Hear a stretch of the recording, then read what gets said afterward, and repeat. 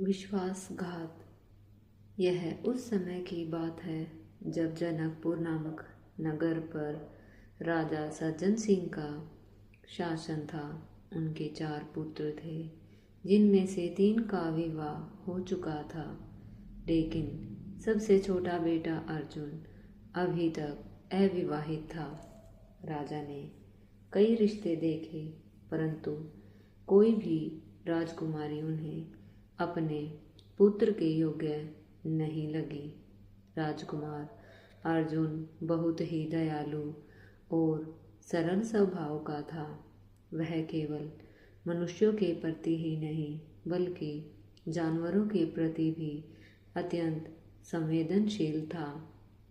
इसी कारण उसने कभी भी अपने भाइयों के साथ शिकार पर जाने की इच्छा नहीं जताई।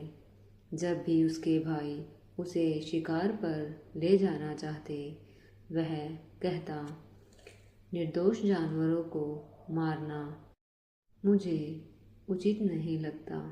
लेकिन उसके भाइयों का मानना था कि शिकार खेलना राजाओं और राजकुमारों का शौक होता है। राजा सज्जन सिंह भी अपने बेटे को बार बार समझाते कि उसे अपने भाइयों की तरह बनना चाहिए, परंतु अर्जुन हर बार इस विषय को टाल देता। एक दिन उसके तीनों भाइयों ने जिद करके उसे जंगल में शिकार पर ले जाने के लिए मना लिया। अर्जुन को यह पसंद नहीं था, लेकिन भाइयों के आग्रह पर वह उनके साथ चला गया। जंगल में शिकार की तलाश के दौरान अचानक मौसम खराब हो गया और तेज आंधी चलने लगी। इस दौरान अर्जुन अपने भाइयों से बिछड़ गया और जंगल में अकेला भटक गया। शाम होते होते तीनों भाई महल लौट आए, यह सोचकर कि सुबह सैनिकों को भेजकर अर्जुन को ढूंढ लेंगे। लेकिन अर्जुन रात भर जंगल में भटकता रहा और अंततः एक पेड़ पर चढ़कर रात बिताई। सुबह होते ही वह किसी दिशा में चल पड़ा। भूख और प्यास से बेहाल अर्जुन को एक गांव दिखाई दिया। गांव में प्रवेश करते ही उसने पहला जो घर देखा, उसका दरवाज़ा खटखटाया।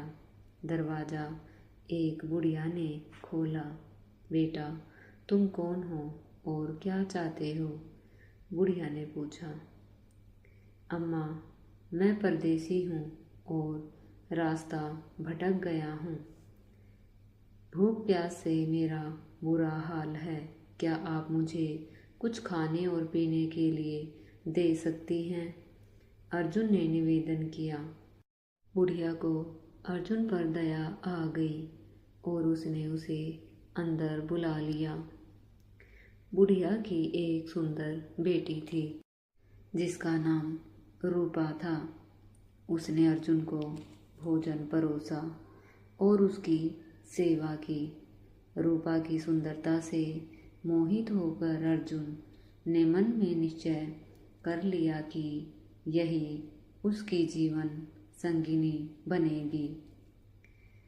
अगले दिन उसने बूढ़िया अम्मा से कहा, अम्मा, मैं एक राजकुमार हूँ और मुझे आपकी बेटी से विवाह करना है।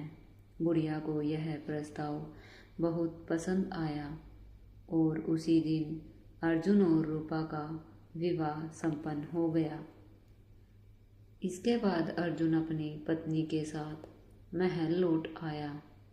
राजा का क्रोध और देश निकाला।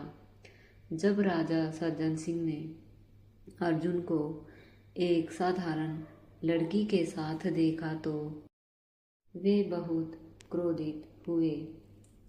बेटा, यह कौन है? राजा ने पूछा।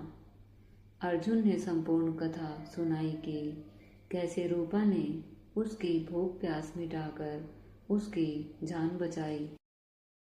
लेकिन राजा यह सुनकर और अधिक क्रोधित हो गए। हम राजवंश के लोग केवल राजकुमारियों से विवाह करते हैं। यह लड़की कौन है? इसका कुल गोत्र क्या है? मैं इसे अपनी पुत्रवधू स्वीकार नहीं कर सकता। राजा ने आदेश दिया कि अर्जुन इस लड़की को वापस छोड़कर आए, परंतु अर्जुन ने दृढ़ता से कहा, अब यह मेरी पत्नी है और मैं इसे छोड़ नहीं सकता। राजा ने क्रोधित होकर अर्जुन को देश निकाला दे दिया और कहा, आज से महल के द्वार तुम्हारे लिए हमेशा के लिए बंद है। अगर दोबारा यहाँ लौटे तो तुम्हें फांसी पर चढ़ा दूंगा। अब अर्जुन और रूपा महल से निष्कासित हो चुके थे। वह दोनों जंगल में भटकते भटकते बहुत थक गए और एक पेड़ के नीचे विश्राम करने लगे। अचानक एक जहरीले सांप ने आकर रूपा को डस लिया। रूपा की मृत्यु हो गई और अर्जुन रोने लगा। उसी समय एक महात्मा वहाँ से गुजरे और उन्होंने अर्जुन की दुख भरी कथा सुनी। महात्मा बोले, बेटा, मृत्यु तो संसार का नियम है, लेकिन यदि तुम चाहो तो मैं तुम्हारी पत्नी को फिर से जीवित कर सकता हूँ।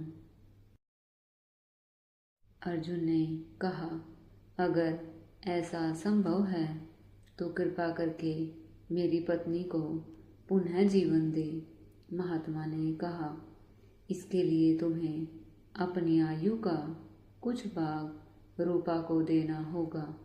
अर्जुन ने तुरंत सहमति दे दी। महात्मा ने मंत्रों का जाप किया और रूपा पुनः जीवित हो गई। रूपा और अर्जुन आगे चल दिए। एक नगर में वे एक नौजवान गायक से मिले। उसकी मधुर आवाज और सुंदरता पर रूपा मोहित हो गई। नौजवान ने रूपा से कहा, अगर तुम मेरे साथ रहना चाहती हो तो अपने पति को इस कुएं में गिरा दो। रूपा ने यह कर दिया और अर्जुन कुएं में गिर गया, लेकिन अर्जुन रस्सी पकड़कर कुएं से बाहर आ गया और बंजारों के साथ रहने लगा। समय बीत गया। रूपा एक महान नृत्यांगना बन गई और राजा के दरबार में नृत्य करने लगी। राजा के दरबार में अर्जुन भी पहुंचा। जब रूपा ने अर्जुन को देखा तो वह आश्चर्य में पड़ गई। अब अर्जुन ने रूपा से अपने साथ किए गए धोखे का हिसाब मांगा। रूपा शर्मिंदा होकर रोने लगी और अर्जुन से क्षमा याचना करने लगी। अर्जुन ने कहा, तुमने मेरे प्रेम और विश्वास को तोड़ा है, लेकिन मैं तुम्हें दंड नहीं दूंगा। यह संसार ही तुम्हारा न्याय करेगा। इसके बाद अर्जुन महल लौट गया और राजा सज्जन सिंह ने उसे गले से लगा लिया।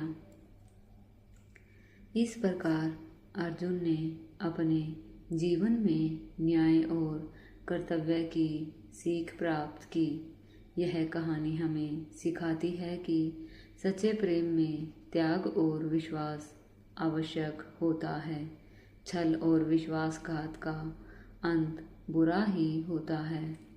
दोस्तों, अगर आपको आज की कहानी अच्छी लगी हो तो चैनल को सब्सक्राइब करके हमें सपोर्ट कर दीजिए और कमेंट्स में राधे राधे लिखना ना भूलना।